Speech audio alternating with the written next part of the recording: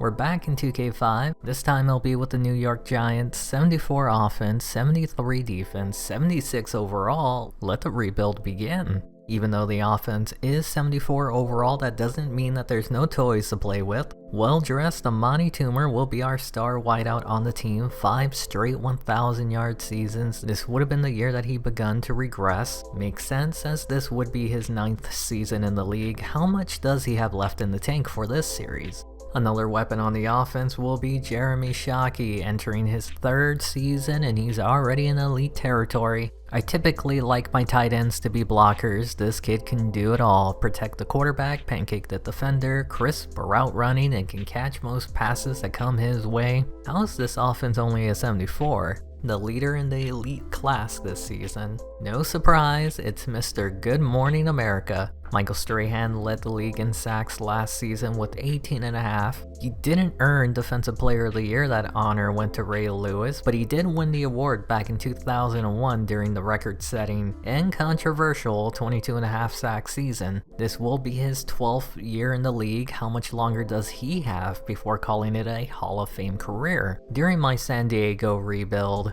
I opted to sit Phillip Rivers behind Drew Brees for the year to let him develop. He never developed. The plan this year is to do the opposite. Start Peyton Manning's younger brother over the 2-time NFL MVP, Super Bowl MVP, and the winner, the undrafted future Hall of Famer, Kurt Warner. There's clearly no one better than Tiki Barber at the position on the roster. By the time he finishes his contract, he'll be at the end of his 10th season in the league. Hopefully by then we can find someone to replace him because Ron Dane is not the future, and I doubt I'll bring him back after this season. Jim Finn is the fullback. Fun fact about him, he is one of 2 people to ever catch a pass from Peyton Manning and his younger brother. An even more impressive fact, the second person only caught 1 pass from one of the brothers. Good thing we got Brandon Stokely to come in and play some, and he had a small package. Plenty of weapons to work with on the offense. Looking at the wide receivers group, you clearly have a number 1 in Amani Toomer, a solid second receiver with Ike Hilliard. Even Tim Carter provides a decent 3rd option in the passing game. They're all under long contracts, 4 and 5 years. This is either really good or bad for the cap,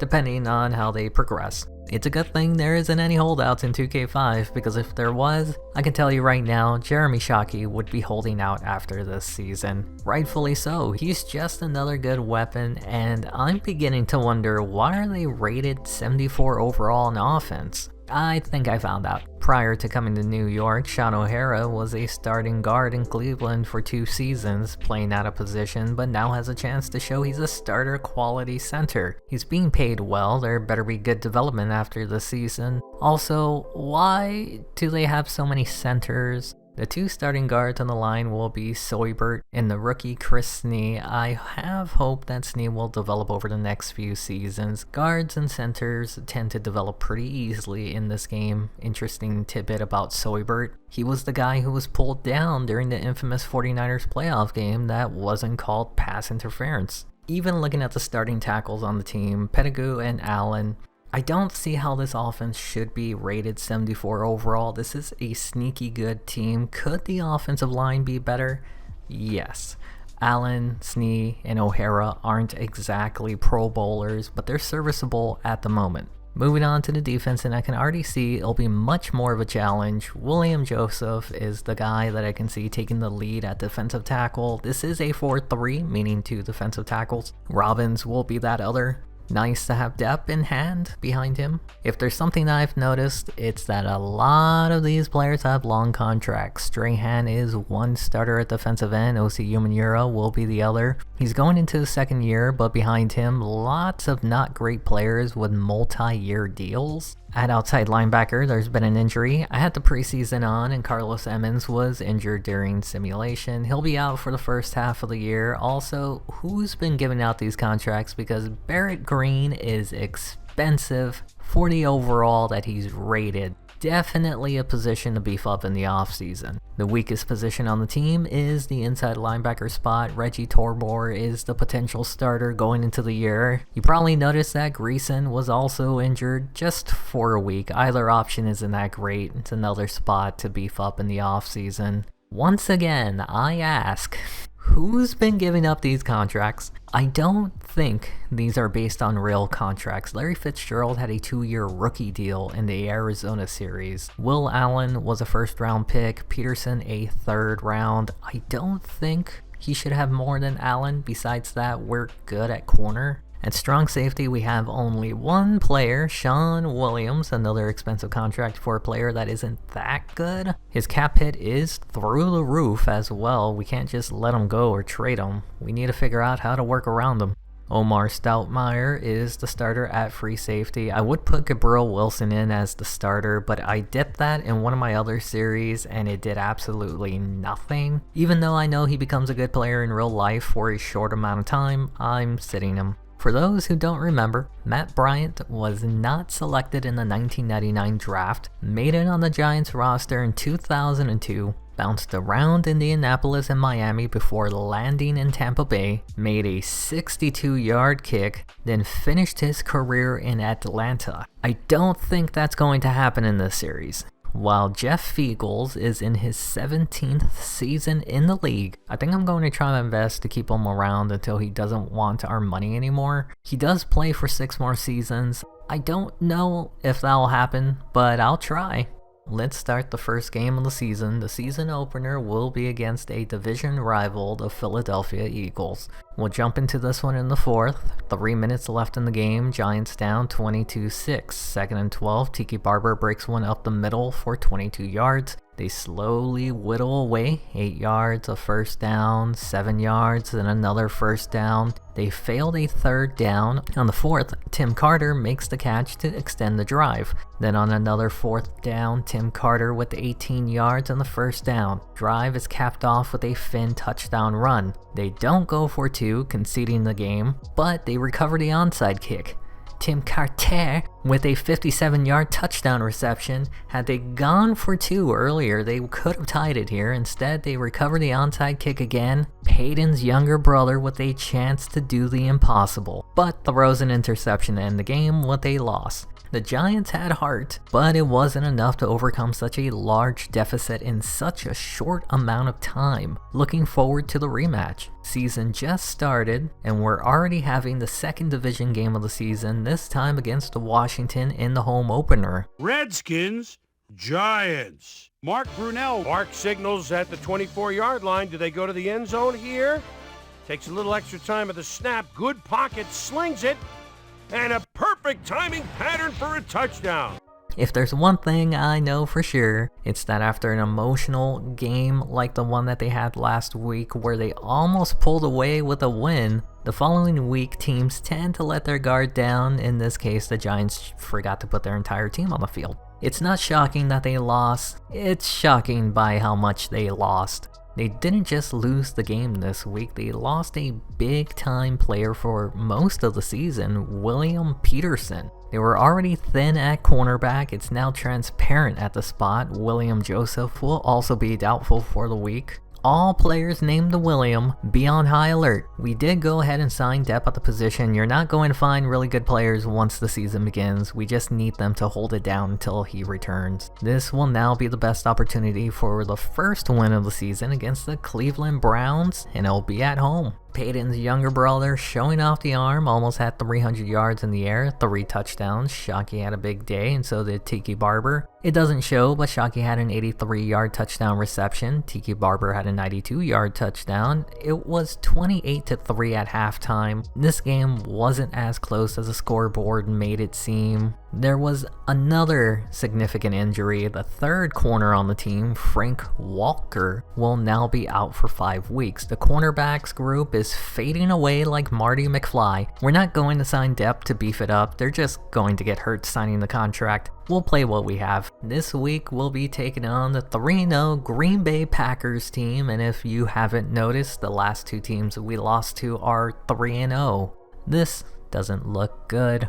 We're in the final 3 minutes of the game. Giants punt the ball. The first play for the Packers is intercepted by Sean Williams. From there, they will slowly work their way inside the 5. And on 3rd and 2, Tim Carter once again shows that he could be the future at wideout, tying the game up at 24 with under 2 minutes left. All the Giants need to do is force them into overtime. 3rd and 5, here's their chance. Favre connects with Bubba Franks for the first, then 10 yards to Javon Walker, then 13 yards to Robert Ferguson, then 35 for a touchdown, Javon Walker with the reception. Game isn't over yet, 58 seconds to make something happen, and Peyton's younger brother throws an interception and it's over.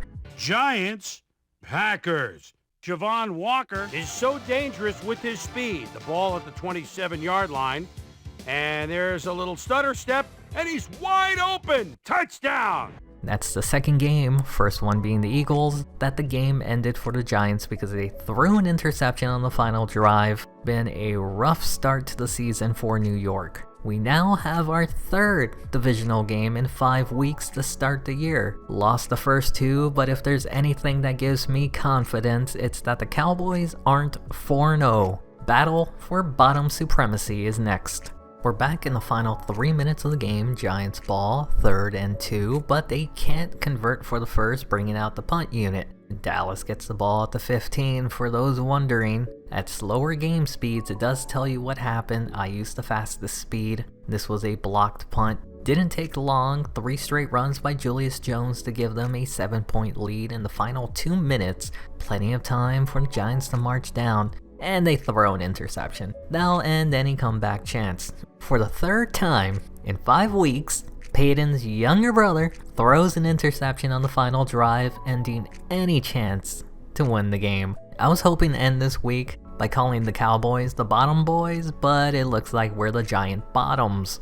We're now on to our bye week, currently 1-4 at the bottom of the NFC East. Lost 3 games due to Peyton's younger brother throwing an interception. I think this team might be bad, which is good. That means this should be a fun series. This next week, the Giants will be taking on the Detroit Lions. This team struggled against the Cowboys before the bye week, but made quick work of the Browns. This really could go any way. I wanted to point out that the Lions were up 14-3 at one point, but that was early in the second quarter. The Giants able to move the ball and close the gap after a 43-yard touchdown reception by Tim Carter. He's looking like the future, isn't he? Then the following drive, Lions on a 3rd and 6, they get 8 for the first. Then on 3rd and 12, Roy Williams gets them 17. Then on 3rd and 3, they lost the ball and the Giants recover it, bringing it into Detroit territory. Big play by Hilliard to get him into the 10. Then Barber takes it in for the lead before half. The score is still the same in the final 2 minutes. Detroit's ball, incomplete pass on first down. Joey Harrington sacked by Joseph on second down. On third down, incomplete pass. 4th and 12, Harrington finds Streets, but he streets behind the first down. Giants did add another field goal for insults. They won their second game of the season. That means they've beaten the Browns and the Lions. It's not the best resume, but a win is a win. Another name popped up on the injury report. Been a while since we've been here, but Willie Ponder. Willie? I told you guys to keep your heads up. On the bright side, Ponder is set to return after next week, but this week it'll be against the Minnesota Vikings. We have yet to beat a team with a current winning record. Lions at 2-4, Browns at 2-5, Vikings are 3-3. We might have a chance.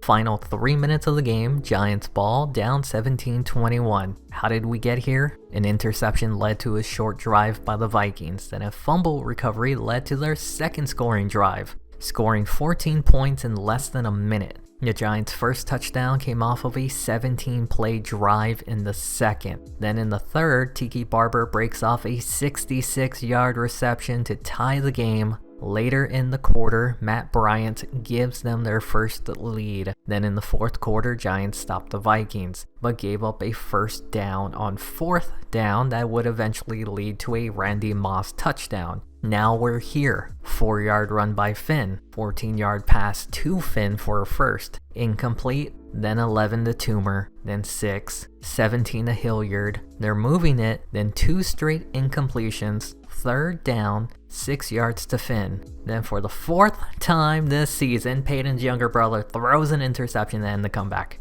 I've said it before in my other series, but good teams win close games. 4 of our losses have been by a touchdown or less, all 4 after a turnover on offense. We'll see if that changes. We finally got one of our corners back from the injury list, and now another one pops up. Terry Gazin will be out for almost the rest of the season. Ron Dane will be out for 2 weeks. Is there any way we can cover the players on the field with bubble wrap?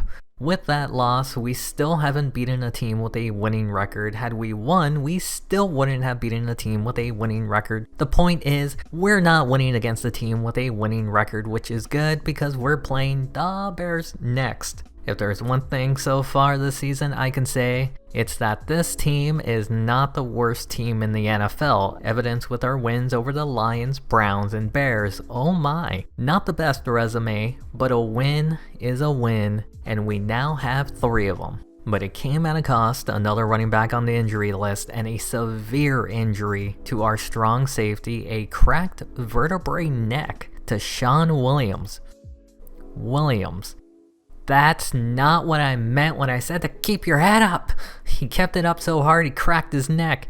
If you remember, we didn't have anyone behind him. I just picked up the best guy in free agency. It was Bobby Gray. Let's hope the defense can play just as well with him. What's interesting about our 3 wins this season, besides being against losing teams, they've all been at home. This week we're away against the 3-5 Cardinals. Will this be our first away win? We're in the final 3 minutes of the game, Giants ball, all tied at 17. They get a first down thanks to Toomer, 7 yards by Barber, an incomplete pass on second down. But Barber gets the first down on third. Another 4 yards, then another incomplete pass, a second straight incomplete pass, forcing 4th down, where they throw a 3rd straight incompletion, giving Arizona a short field to work with, 10 yards by Fitzgerald to get closer to field goal range, then 24 to Nate Poole for a touchdown. That means the Giants will have a chance to tie the game with plenty of time left, and they turn it over on the first play. For the 5th time this season,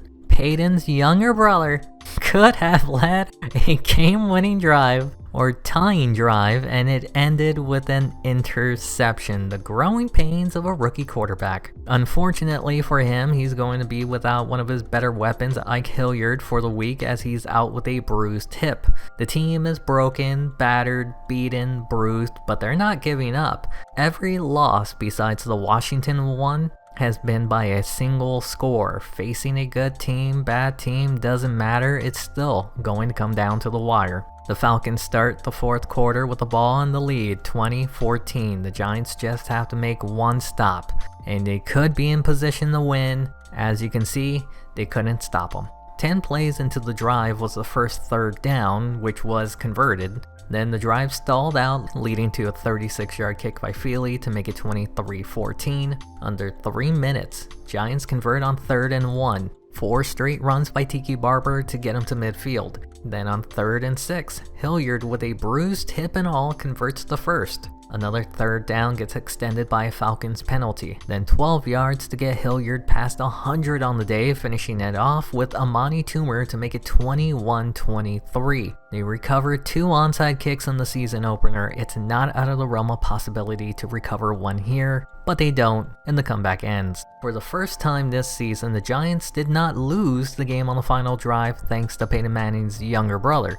Instead, the defense just couldn't make a crucial stop when they needed one. We're now at our first divisional rematch of the season, the 9-1 Philadelphia Eagles. The Giants almost had a miracle comeback against them in the season opener. This week, they're not looking for miracles, they're looking for a win. This one starts at the beginning of the 4th. The Giants are down 28-17, still a full quarter to work with, and they start bullying and demoralizing the Philly defense with this very long and methodical drive, converting 2 3rd downs and a penalty by Philly to extend the drive on another 3rd, capped off by a Tiki Barber touchdown run and a 2-point conversion. Now, instead of doing an onside kick, they kick it off relying on a defensive stop. On 3rd and 2, they can't get the stop. Then 5 yards here, 6 yards there, boom, penalty extends the drive, and a lackluster ending for a game that looked like it was getting good. The team has lost 8 games this year, 5 of them have ended off an interception on the final drive, 7 of them by a single score. They've now lost the last 2 because the defense couldn't get the job done. Oh hey, guess what? Jeremy Shockey will miss a week with a broken hand. The good news is William Peterson is set to return in a week. The defense could use the help. Well, we got our second divisional rematch, and just like at the start of the season, we take on Washington. We lost 45-7 the first time. I don't have confidence, but that doesn't mean I don't have hope in my boys. Let's jump into the final 3 minutes. Washington is down against New York 2014. They have the ball and the defense hasn't stopped the previous 2 teams, but this week they forced them to punt, which means can Peyton's younger brother avoid turning it over? Well, when all you do is hand it to a guy who now has over 170 on the ground, you're probably going to win, which they did. Their first win this season against a winning team, and it was against the team that obliterated them at the start of the year. That was also without Shockey and Peterson on the team. They'll be back this coming week, but is it me, or is this team becoming healthy again? They're going to need them all back as the schedule seems to be getting tougher. Philadelphia 2 weeks ago, Washington last week. Next is the 7-5 Baltimore Ravens. Can we earn our first winning streak of the series? I was going to show a piece of the game itself, but it was 17-10 going into the fourth quarter, and they're just trading the ball back and forth or holding on to the ball for large chunks of the quarter. Nothing really happened. The turning point in the game was a 98-yard punt return for a touchdown, and you just saw how the rest went. Not the most exciting win, but they held out and won. That in itself is surprising considering they've lost 7 games on the final drive. We've now gone from 3-8 to 5-8, and the chances of finishing with a non-losing record is technically possible. Will it happen? I don't know, Jim, but we're going to find out. There is 1 more week before our original 3 starters at corner are all on the field together since week 2. Guys, and we'll be returning after next week. Truth is, do we really need them for this week against the Pittsburgh Steelers? Well, we are eliminated from the playoffs, so we don't really need them at all. Don't look too deep into it. Keep the streak alive like Johnny 5. We're now just 2 wins away from finishing the season at 500 after having that rough start to the season. Think about it this way. If they won every game that came down to the final drive, the Giants would be 13-1 right now. But we're not a good team, so we lost those games. There you have it. For the first time since week 2, we'll have all 4 of our original starting corners suit up. That corner was a free agent pickup when we lost Peterson. We beat the Browns, the Ravens, the Steelers. Can we go 4-0 against the AFC North with a win against the Cincinnati Bengals? Let's go to the final minute of the game, 38 seconds left, down 27-14. You think it's over? Then you must have forgotten about big play Carter. 19 seconds left. Recover the onside kick, make the game-winning field goal. It's not over yet. It's over. If it wasn't for the punt return for a touchdown, the Giants might have had a chance to win this game. Instead, they lost their 8th game of the year that came down to a single score. They also added another person to the injury list, Reggie Torbor. Not like it matters at this moment. Final game of the year, mostly meaningless since it's not even for a battle for bottom supremacy. The Cowboys already own that position. We just want to see if we can finish the year strong at this point. One name that you've seen pop up a lot this season, Mr. Carter, makes this a 17-7 game. The Cowboys would march all the way down the field, 16 plays, 16, to make it a 3-point game again. The Giants wouldn't be able to run out the clock, giving it back to the Cowboys. Over 2 minutes left. They have a 4th and 1. They opt to punt the ball instead of going for it. Tiki Barber gets a first down on 3rd. Then on another 3rd down, Ike Hilliard gets his first pass of the game for a first down to end the game. Somehow, this team managed to go 7-9 after starting the season 3-8, going 4-1 with wins against Washington and Baltimore. 8 of their 9 losses were by 1 score. This team has potential. Peyton's younger brother pulled together a fantastic season considering that Rivers struggled in my San Diego series. I figured the same was going to happen here. Instead, he threw over 3,200 yards, 24 touchdowns, 10 interceptions. He had a really good season. Sounds like Offensive Rookie of the Year, right? Phillip Rivers did better than he ever did in my series. Over 3,400 yards, 30 touchdowns, and 11 interceptions. I would be lying if I didn't say I wasn't a bit salty about that. The only consolation prize I can get out of it is that we finished 7-9 and he finished 5-11. Suck it.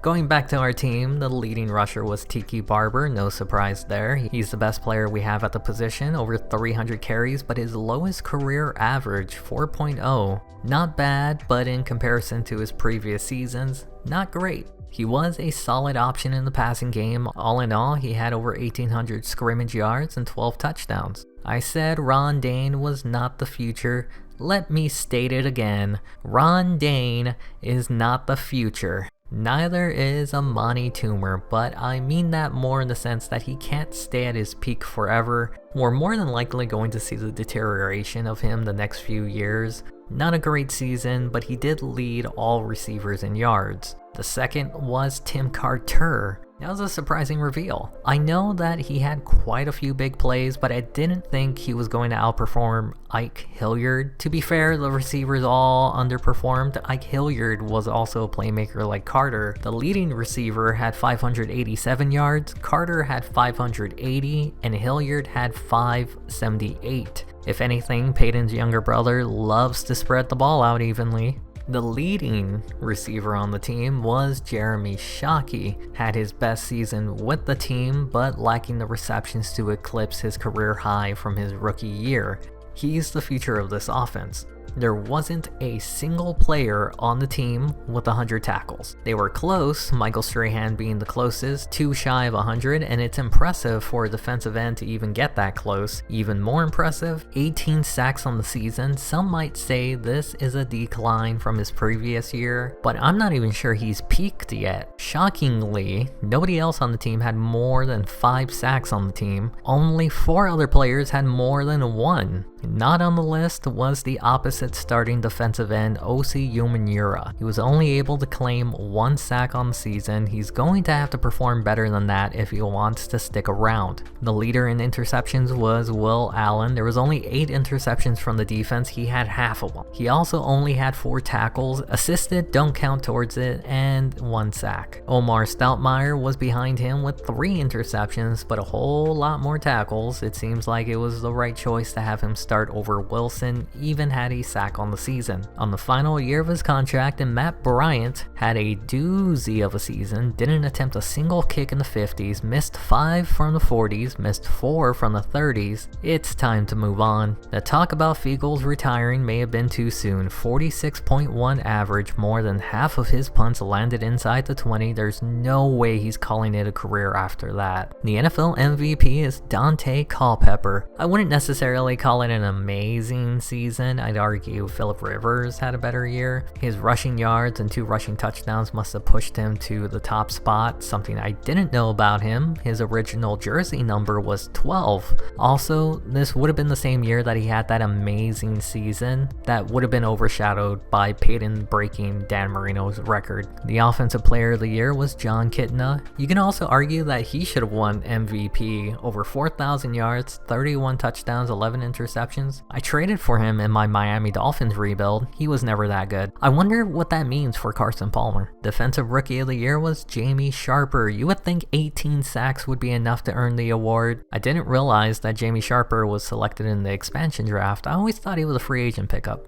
Defensive Rookie of the Year was Jason Babin. Like, it really doesn't take much to earn this award. 96 tackles and 3 sacks isn't amazing, but for a rookie, it's pretty solid. The rushing title goes to the public transportation. I really enjoy when football games decide that it's not just going to put the highest rated player in the award selection, 79 overall, but had a 4.2 average, 1,300 yards. Heck, Barber had a chance to win it. Let's see who made the playoffs this year, and not a single 9-7 team. There is an 8-8 Baltimore Ravens squad, but they'll be facing off against the Indianapolis Colts. Washington is also in the wild card, taking on the Atlanta Falcons.